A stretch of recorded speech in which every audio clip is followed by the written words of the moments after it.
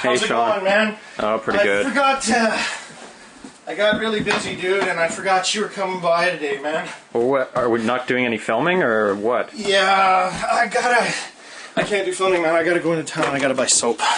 Why?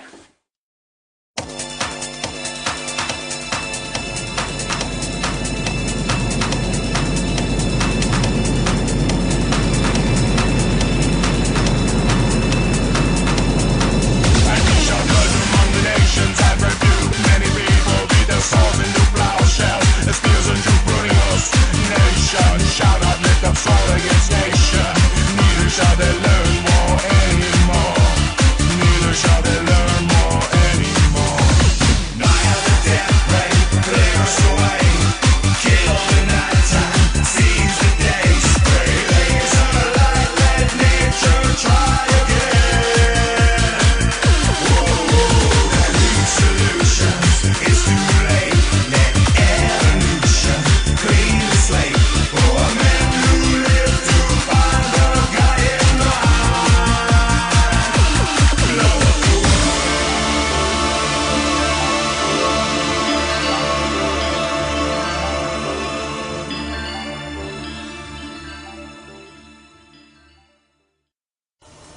See, it all starts like this, when you're naked, in the middle of nowhere in the forest. This is how we're supposed to live. When we're born, we hit the ground, we got nothing. We're just this soft pink flesh in a big scary world where it's cold and wet. Which is weird, because why the hell are we living in regions that are this cold and wet? I mean, look at me. I got no hair on my body. I'm not supposed to be out here like this. I'm supposed to be in a warm, temperate region, maybe with a beach, getting a tan. You know, that's where I'm supposed to be, but no. Some asshole decided he was going to move out in the middle of frickin' nowhere where it's really cold and we can't walk around naked. Who's thinking? That's what I want to know. So what you need to do is you need to think about what kind of clothing you're going to buy. You need to think about what kind of clothing you're going to go and dress yourself with, because everything you have is a tool. This is what you start with. This is the beginning right here. This is where it's at. So what you need is you need your gaunch line, man. You need your first line gear. When you hit the ground naked in the middle of the forest, you're cold and wet and you don't know what the fuck's going on, you need to figure out what's the first piece of equipment you need, the gaunch line. And the gaunch line kit you need before anything else is a belt. Patrolling Technical Specifications File Number 029 Equipment Belt. Funny thing about belts is there's a lot of things you can do with a belt. A belt could be anything from a piece of rope that goes around your waist or to the high-end gear. WOGs, of course, use function over form always. But let's look at all the belts so we see why we make that decision. Everything you choose has to be chosen for a reason with high-end capabilities. First, we have your standard piece of belt. Now, this is a pretty cheap belt. It's got a little clasp, goes together. It's white. It's pretty gay. But to illustrate the point, this is your beginning point for belts. I mean, you get into the debate and fashions and stuff like that if you happen to be buying new, but nobody buys new. If you buy new, you have to buy recycled. This is a little bit more the speed of what we'd want. This would be, you know, Britney Spears would wear that. For the WOGs, this would probably be your low-end belt you'd start with. Something like this, $7. On one side, you've got camouflage. On the other side, you've got khaki. These buckles come off. You can swap the strap over. You're good to go. You can actually, if you didn't like this, you could go down to a store like Mountain Equipment Co-op or something like that, where you can buy just the strapping raw and do it that way. You get a really strong belt that way, but again, it's all about the buckle. If your buckle fails, you just got like a piece of string, essentially. Now, a lot of people go for the Western notion of leather. Man's been wearing leather for so freaking long, it's not even funny. I don't really care so much about the humane aspects to it. I think it's unfortunate we gotta kill cows, but I gotta keep my pants up, so there. This was the standard for such a long time. And people think that this is only your two choices. You can either go with a good leather belt or a crappy little fabric belt. And that's not the way it is. You can get into the heavier leather belts. This is a little bit, we're starting to get a little tactical here. The brown, well, this is generally designed for the cowboy type, the country worker, that kind of a thing. Now, you can't really go wrong with it because, I mean, they're very, very strong and they're very well constructed. And quite often, they come with these little things that are like secret pockets on the inside, where, of course, people go, wow, that's really cool, you can put money in there. You know, no, you don't put money in there, you put handcuff keys in there. If I had a zipper belt like this, I'd probably roll up about $200 in cash in American funds, and I'd probably put some handcuff keys in there. And if you wanted to, there's a few companies that make very, very small knives that you could put in there, and you could wear that so that it doesn't bend or whatever. That's a really good idea to have that with you. That way you're never really screwed. I usually myself, I didn't wind up going with this. I had a belt like this for a while there. They're very, very strong, but depending on your lifestyle. My lifestyle is a little bit different than that. I'm pretty into the hard use tack gear. Your point where you're going to have failure is, of course, with these belts, is that these holes, they start to stretch, they get out of shape, and 6 months down the road, you don't buy kit new, you buy kit used, right? How's this going to look after it's wet for 4 days? Well, leather rots, it's flesh. It won't last as long in extreme use as more synthetic materials. So it's better to go with a synthetic material over leather, not because of animal rights, because it makes sense. Now, a lot of people have said that there's an idea to go with suspenders. And suspenders are really, really great. These are bright red suspenders. People with wog haircuts should not wear bright red suspenders because the skinhead movement has made red suspenders pretty much untouchable for everyone. You don't really have a place to put any of your gear that you'd put on your belt, so tactical suspenders, although functional, are used to keep up your pants versus your belt, which is where you keep your kit. For keeping up your pants, your suspenders actually do a better job. So if you're so skinny that you need to actually wear suspenders, buy suspenders, and also buy a belt so that you keep them both. Or you can get yourself a nice shoulder rig and hook it to your belt, and that way your shoulder rig turns into suspenders as well. Kind of a dual purpose sort of thing there. There's a company in Vancouver called Calder Ridge, and they make some tack gear too, and they make actually some pretty good stuff. They're a new company. They actually came up with a line of tactical suspenders, which I find to be somewhat humorous. But they do make a really good shoulder rig, which has served me well for quite some time. So I'm kind of a fan of Calder Ridge. You get good quality stuff made of heavy cordura with some good buckles on it, and you're not paying through the nose like you will on like Eagle Industries, London Bridge, or for one of the companies that make the really, really high-end gear. Anything that you're going with here, you want to make sure we're, again, going for strength. Moving from the suspenders, you can get into the simple synthetic belts. Now these ones here have Velcro on the inside.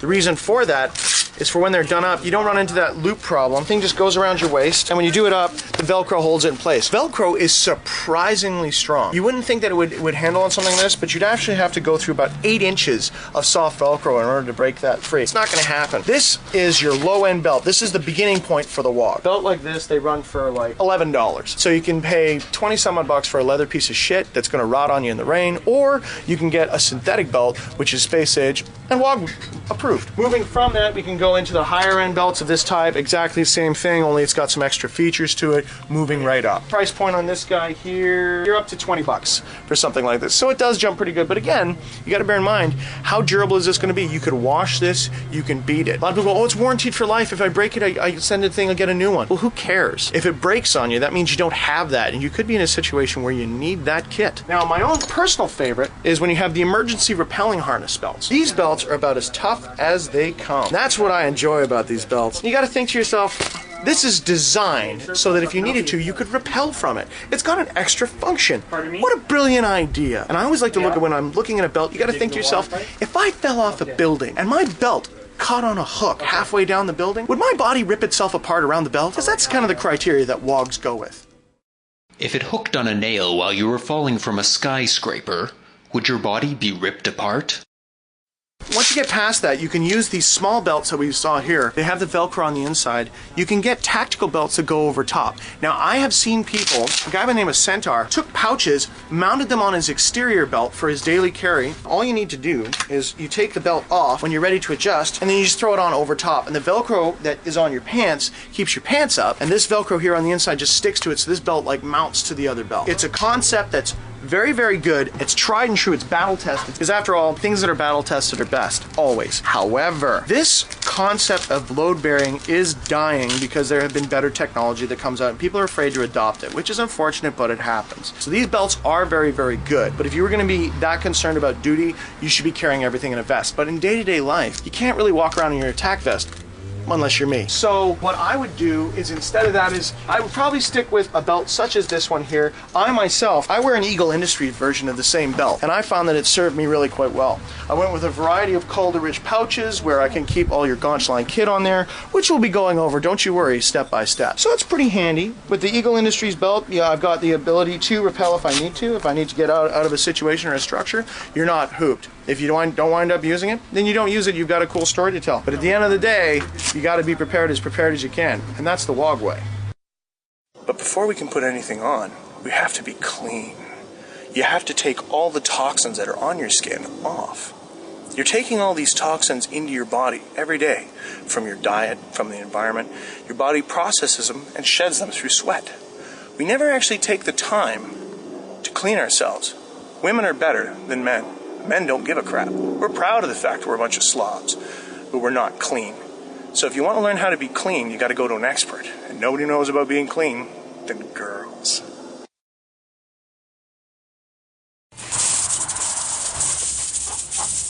Well, now that we have the general dirt off of the wog, we have to get into some of the more nitty-gritty, so we need to throw them in the shower. Now, I recommend that you use a good natural soap, preferably vegetable-based. It's better for you, it's better for the environment, and you're not harming any animals. This one is great because it's made out of olive oil and it has vitamin E in it, which is really good for your skin. And that's essential for cleaning your wog. So we're going to throw him in the shower, get him all scrubbed up. Now he has to do this on his own. You can't help him do it. This is something that he's going to have to learn. After that, we're going to get on to the finer details of cleaning your wog. Now that the wog is essentially clean and we have them out of the shower, we're going to work on the hands and nails, and the same thing could be applied to the feet. Now generally, it's best if you use your nail brush while you're in the shower because it's a lot easier to get all the dirt out from underneath the nails while you're there. But if you haven't done that, you can do it again in the sink, but there's always going to be some leftover dirt under the nails. And the best thing for cleaning out underneath the nails, which won't harm your nails, won't scratch them up, is just a nail stick. It's just made out of wood, so it's not going to scrape like metal will scrape your nails, which isn't good. So this won't scrape your nails, and it won't hurt you either if you accidentally just stab a little too deep. What we would do then is we would go underneath the nails with the stick and clean out most of the dirt. So this should get most of the dirt out. And the other end too, you can use, you can see it's kind of angled. That's to use for when your cuticles are soft, is for pushing back the cuticles of your nails, and it won't scratch your nail bit. So once your nails are clean, you'll need to make sure that they're trimmed. I usually recommend nail scissors. Now these particular ones are more cuticle scissors because they've got a finer nose on them. Nail scissors are usually wider. When you use a clipper, which is okay, it won't usually cover your whole nail bed, so you end up with these, only cutting part of it, and it kind of tears the rest of your nail. So nail scissors are better because you can usually do it with one full swoop. And after you've clipped the nails, we'll just clip it. And when the wog doesn't move all over the place, it's easier. So we'll basically shape them. You don't want them too long. You don't want to get lots of stuff trapped underneath them. But you don't want to cut them so short that the end of the nails is really exposed. And then after you've trimmed them up, a good thing to do just to smooth the edges is I use a ceramic nail file.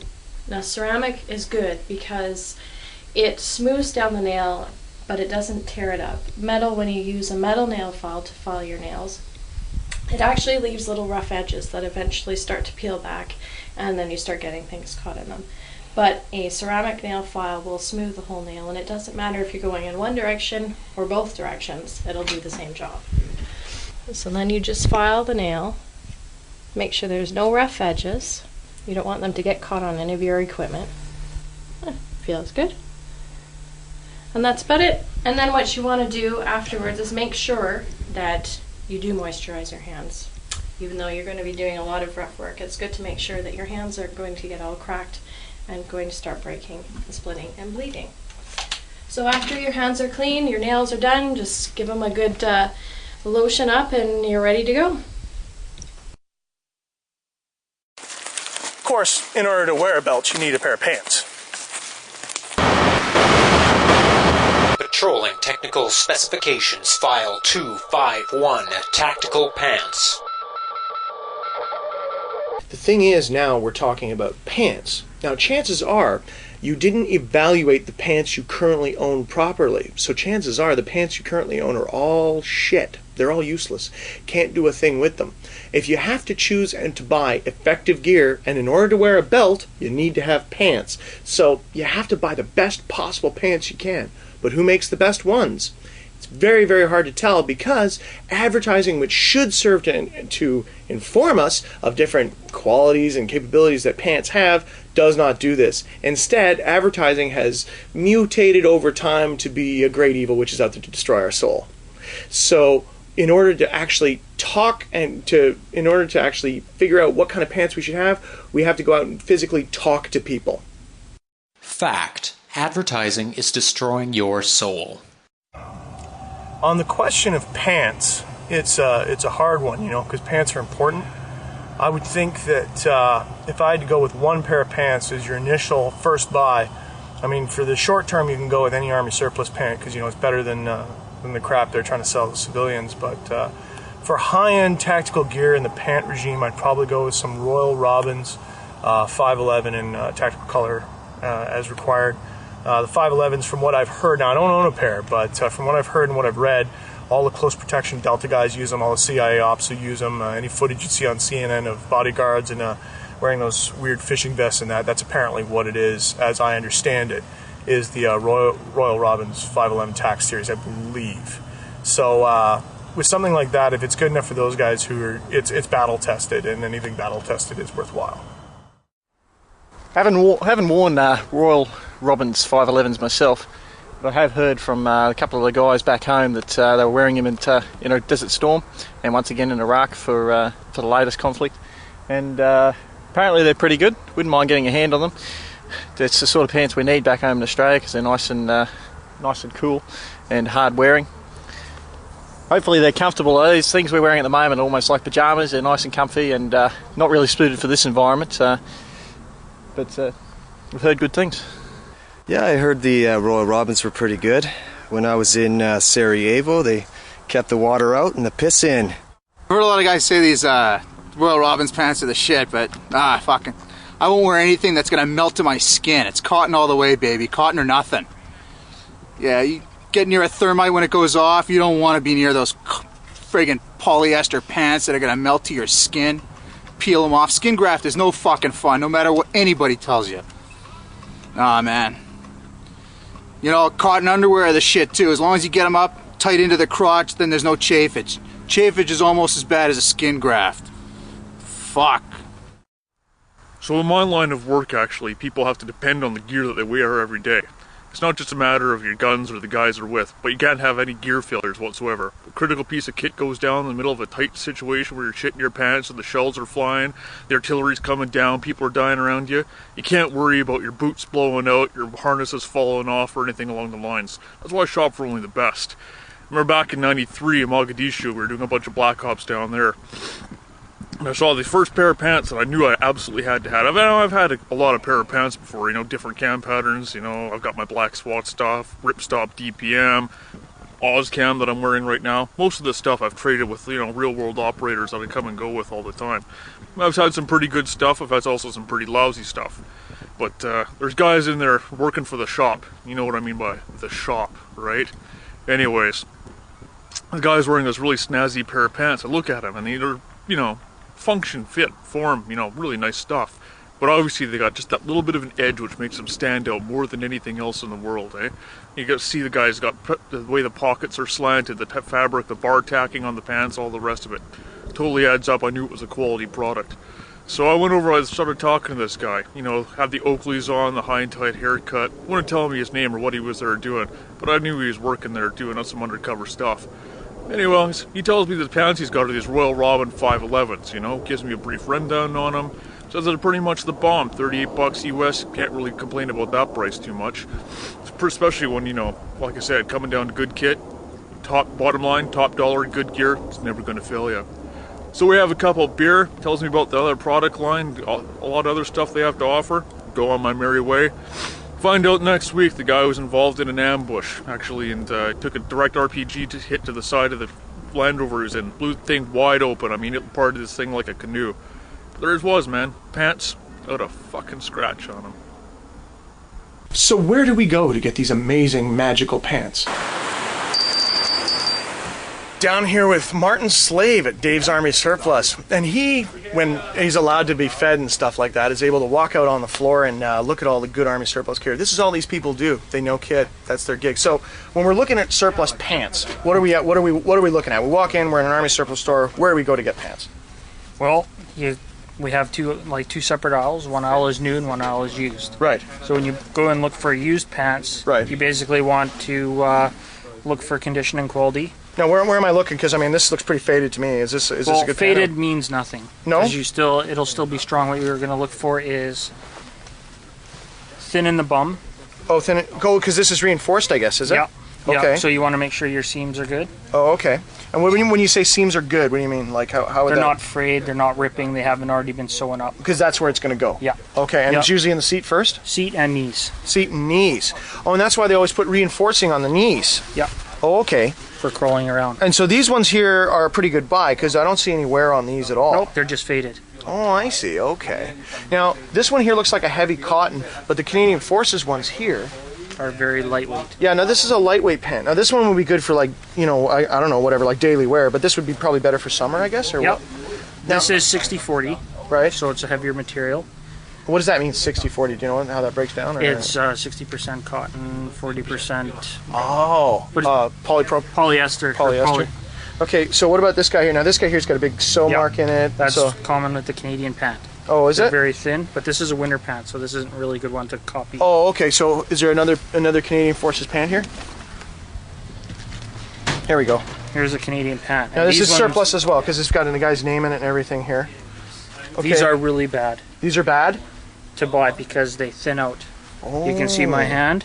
Oh, I see. Is going through. But it'd be good for summer if you didn't care, though, I guess. It'd be good for summer. If you're down in Arizona, Pantherpy, anybody like that who's down there, all the wogs down there, they want to probably get some Canadian Forces pants to wear so they're not getting sun on their legs. Easy. Yeah, they breathe good. Yeah. So that'd be a way to go. Now you could do rib stop and use the American, but they fade really bad. Oh, do they? Yeah. Let's talk about other countries because you got a bunch of other countries worth of pants here. Who makes some good pants around the world for issued army kit? You think? British. British? Yeah. Well, I like the British stuff. German's good. Germans? Yeah. Hate their pattern. Yeah, hate their pattern, but it's nice. Yeah, but it works stuff though. But the British, we've got some British pants. Let's take a look at the British stuff. I don't know if I have... Yeah, those are DPMs. Are they Dutch or British? I think that's Dutch, but it's very close. Yeah. Okay. So these are Dutch. Let's look at the Dutch. Lots of people in Amsterdam. Good country.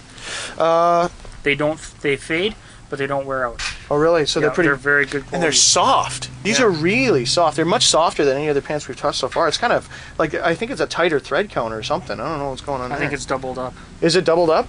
Because that's really nice. And you know, the British, I mean, those people know a lot about uniforms. The cuts of their uniforms usually look really sharp, whatever. What else we got here? We got a bunch of stuff. Actually, we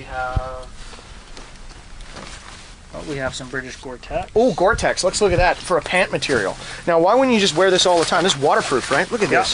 It's noisy, that's why. It's noisy, so you get shot. That's upsetting. But hey, I should get a set of these. What are these worth? Gore-Tex. Oh my God, they're $80. Yep. That's waterproof though. Yep, 100%. So you could wear that with a Gore-Tex jacket, and you'd be set. 100% waterproof. And the neat thing about it, look how thin this is. You could totally roll these up, eh? Yep. You could fit jacket and pant into a butt pack. That's awesome. So when the wogs don't have to be stopped by rain. Perfect. But we'll get into rain gear later, don't you worry. We'll be back looking at these again. I'm probably going to pick these up. These are fat. They're in really nice shape. This is like never used. No, and it's triple ply. It's 3 layers. Yeah. Now, why is that important to go with single ply, double ply, triple ply? Well, for durability. Okay, right? So triple ply is going to last longer. Right. It's going to be noisier. Right. The less layer there is, the quieter it is. Oh, okay. But this will last longer. Oh, well, and it's all about durability because we don't care about making noise because, well, everyone knows when the wogs are coming. Now, these zippers, are they going to go on me or what? Nope, they're heavy duty. Oh, really? Oh, wow, look at that. That's sexy. Very nice. Very nice. And then you can zip those up so you can get them on over top your boots. Yep. Nice. So if I was going to throw these on right now, can I do that? Because I'm dressed how I would be outside right now. Starts to rain. I go in my bag. Let's check the size first. Make sure it'll fit you. 170? Yeah, that'll fit. You think so? Oh, yeah. You're skinny. I've lost weight. Okay, hang on. Oh, look at that. Bing, bang, boom. Now, I'm wearing Group 4 Danners, which is a pretty big boot.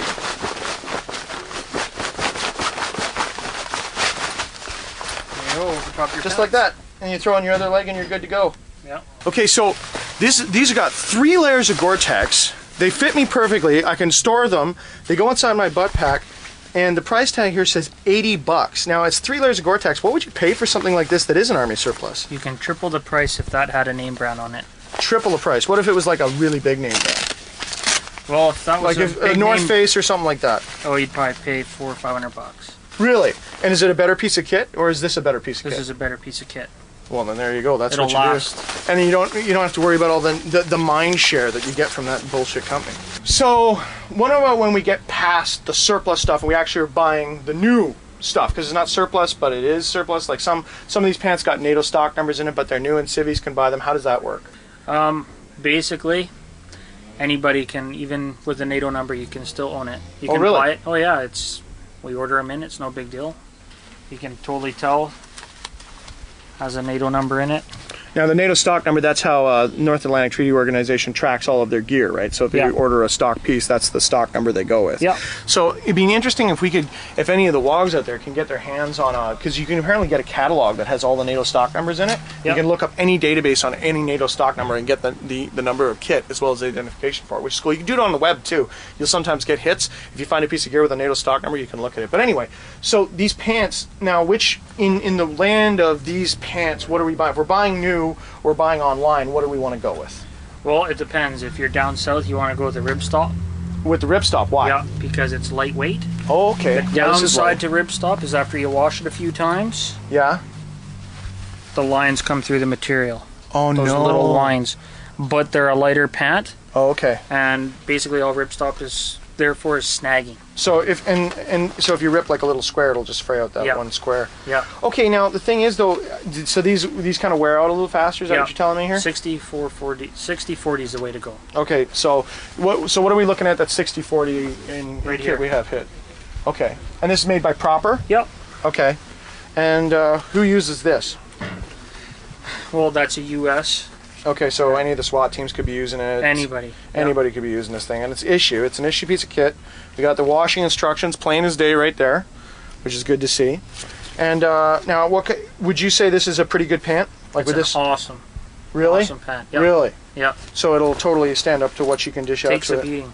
Okay, and what's the price on this? Oh, it's $50. Geez, a set of new jeans usually runs you, especially if it's name brand, is like what, $130? So sometimes it's worth it to buy new because used is only $10 cheaper. Well, okay then. Well, if that's the case, unless it's like some weird specialty Yeah, stuff, you're unless probably it's better something to... like Australian or Czechoslovakian. And check out the selection of brand new pants you guys got. Holy Tiger shit. Stripe, Everything. up to Marpat, Cadpad, everything. Desert Digital. You name it. Yeah, that's awesome.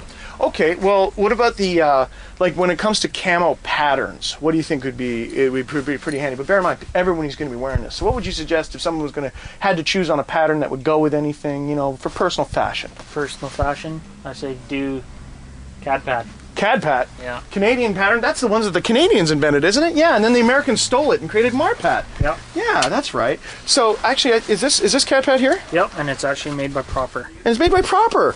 Wow, so you get all the durability in a... Now, you know how Cadpat works? Like why this camouflage is different than mine? Like you look at mine, you look at this. It's digital, so it's meant to trick your eyes. So as long as you don't move a lot, you won't see a lot of movement except for flesh. Oh, so this has been designed to actually deceive your eyes by the way your eyes see. Yep. Oh, wow. So if you were in the bush, this would be the way to go. Yep, as long as you're moving slowly. As long as you're free. Yeah, well, number one reason why things are seen, yeah. Yeah, wow, sweet. Okay, well, what about, is there anything for urban? Is there like an urban Cadpat? Well, this is not yet. Not yet. So Not yet. this is bleeding edge stuff. How old is this? This is only a couple of years old. This has only been around, eh? Only really been issued a year and a half, 2 years. So this is the bleeding edge stuff. This is what, who's who in the zoo is going to be, everybody's going to be wearing this This is pretty the quick. new Marine Marpat. Which is, oh, they thought this up all by themselves, did they? Yeah. Look at that. Wow. Well, as long as it saves lives, who gives a shit? Okay, but, and these ones are, Those are actual Canadian issues. wow. Cool. So these ones would be good for the, But they're the same material as the wind pants, so they're a little thinner. so yeah, so it'd be good if you're down south. It'd be, yeah, but if you want something that's going to last, go with the Proper. Just Okay, 'cause so it's that's better if I'm in the material. bush. What if I'm inner city and I want to make sure that I got something that's going on there? I guess you go with black. You could go with black, or you could go with night. Yeah, that's a little bit more subdued, isn't it? You know what I mean? And that seems... Does this pattern actually work? Because I've seen this a lot. I don't know if it really works. No, it's It's mostly fashion or what? pretty much All right. snowboarders. Snowboarders. Tight. But the thing is now that you have all this data, you have to listen to yourself using your own experiences to make the decision that's right for you. It's really important, man. I'm sorry, I gotta do this. But we were going to film a whole bunch of stuff today, Sean. Yeah, soap's really important, man. You gotta be clean, man. It's like cleanliness next to godliness, man. If you can't stay clean, there's no point. You know, so I'm not interested in. Well, I drove. Sorry, dude.